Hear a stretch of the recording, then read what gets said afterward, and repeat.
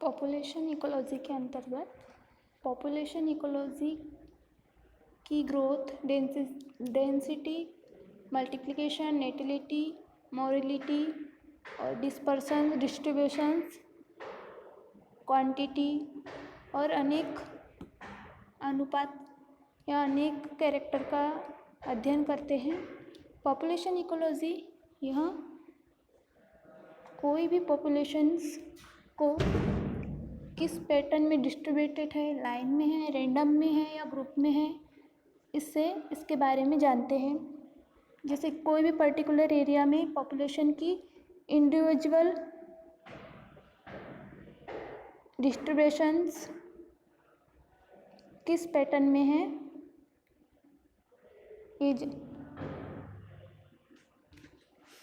ये जानने के लिए हम पॉपुलेशन डिस्ट्रीब्यूशंस का अध्ययन करेंगे। पॉपुलेशन इकोलॉजी के अंतर्गत पॉपुलेशन डिस्ट्रीब्यूशन डिस्पर्शंस के साथ साथ population density, natality, mortality, age distributions, age pyramids आदि कैरेक्टर्स को डिफाइन करेंगे। पॉपुलेशन इकोलॉजी क्या होती है? पॉपुलेशन इकोलॉजी एक स्पेसिस के जीवों का अध्ययन है जिसमें जीवों में होने वाली निर्भरता यानी कि डिपेंडेंसी, एरिगेशंस यानी एकत्रीकरण जैसी क्रियाओं को कंट्रोल करने के लिए सभी फैक्टर्स का अध्ययन करते हैं। नेचर्स में एक जीव दूसरे जीव से अलग रहकर बहुत कम ग्रोथ कर पाते हैं, जिससे वे संगठित रूप लेकर एक पॉपुलेशंस, कम्युनिटी या पारिस्थितिक तंत्र, इकोलॉजिकल सिस्टम में डेवलपमेंट हो जाते हैं। बहुत से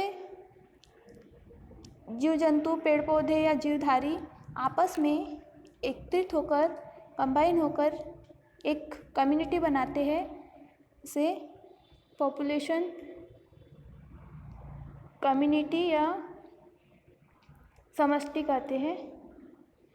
रूट्स के अनुसार 1967 में एक डेफिनेशन दी उन्होंने कि किसी जंतु या प्लांट स्पेसिस की फंक्शनल यूनिट के मेम्ब्रेन्स का ग्रुप जो इन्वायरमेंट में सीधे रिएक्शन करते हुए स्थान विशेष के नेचुरल सोर्स का समान रूप से शोषण करते हो, एक समष्टि या कम्युनिटी कहलाती है। क्रेब्स के अनुसार 1976 में किसी विशेष समय यानी एक स्पेसिफिक टाइम और स्थान पर स्पेसिस विशेष को वहाँ की समष्टि या पॉपुलेशन कहते हैं। जो पॉपुलेशन होती है वो दो प्रकार से होती है। एक होंगी मोनोस्पेसिफिक पॉपुलेशंस, सेकंड मिक्स या पॉलीस्पेसिफिक पॉपुलेशंस। तो जो मोनोस्पेसिफिक पॉपुलेशन होती है उसमें केवल एक जाति या एक स्पेसिस के जीवों या पेड़ पौधों की कम्युनिटी होती है, जबकि जो मिक्स या पॉलीस्पेसिफिक पॉपुलेशंस है उसमें एक से अधिक स्पेसिस के जीवों की कम्युनिटी होती है।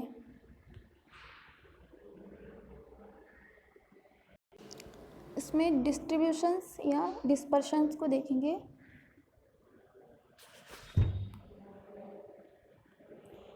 डिस्ट्रीब्यूशन जीवों का स्थान संबंधी तरीका है जो समष्टि में एक दूसरे से रिलेटेड होता है। ये मूल 3 टाइप से होते हैं: random, uniform and clumps. Distributions या डिस्पर्शंस क्या होता है? डिस्ट्रीब्यूशंस या डिस्पर्शन में किसी भी पर्टिकुलर एरिया में जो भी इंडिविजुअल्स पॉपुलेशन है उनका डिस्ट्रीब्यूशंस किस तरीके से है, स्पेसिफिक पैटर्न में है या किस प्रकार से उनमें अरेंजमेंट है, यह देखते हैं। जो पॉपुलेशन डिस्पर्शंस है या डिस्ट्रीब्यूशंस है ये 3 टाइप से होता है: रेंडमली डिस्पर्शंस या डिस्ट्रीब्यूशंस, यूनिफॉर्म या इसे रेगुलर डिस्ट्रीब्यूशंस कहते हैं, या क्लम्प डिस्ट्रीब्यूशंस। ये 3 टाइप से डिस्ट्रीब्यूशंस होता है। रेंडम डिस्ट्रीब्यूशंस या डिस्पर्शंस में देखते हैं कि इसमें कोई भी पर्टिकुलर एरिया में जो इंडिविजुअल है, कोई पास पास है, कोई दूर दूर है,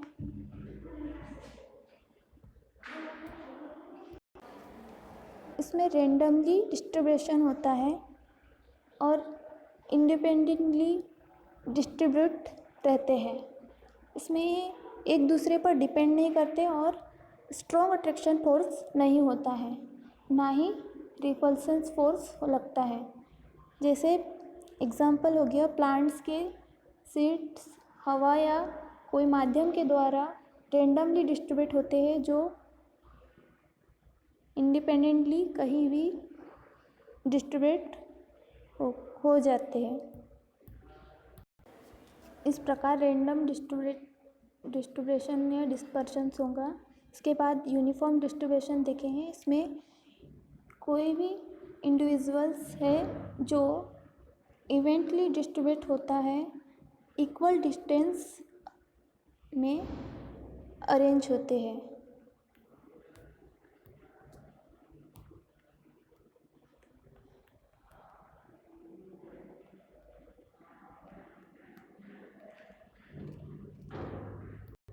नेचर में यूनिफॉर्म डिस्ट्रीब्यूशन बहुत ही रेयर होता है और ये इक्वल डिस्टेंस को मेंटेन करते हुए डिस्ट्रीब्यूट होते हैं।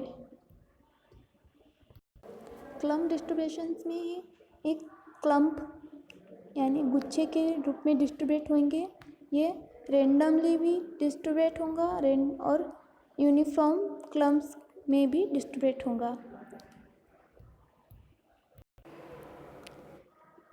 क्लम्प डिस्ट्रीब्यूशंस में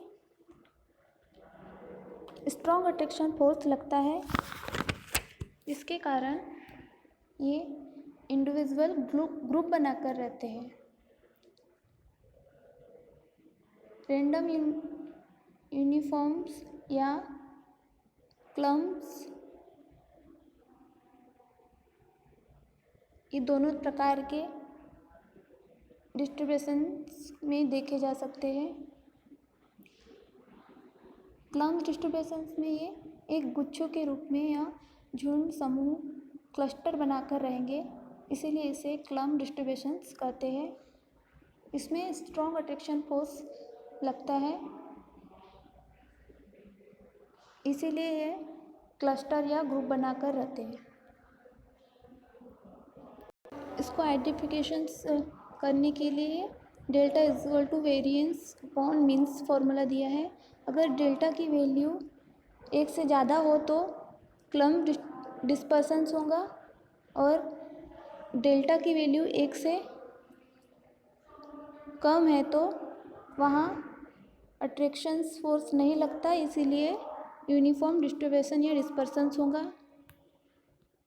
अगर डेल्टा की वैल्यू 1 है तो वहाँ पे रेंडम डिस्पर्शंस या डिस्ट्रीब्यूशंस वर्क करेगा।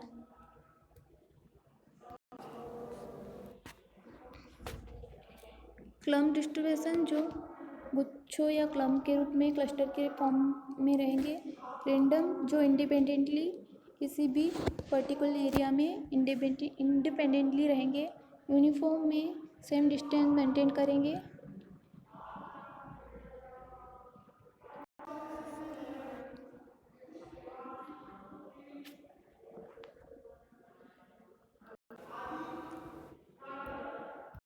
रेगुलर या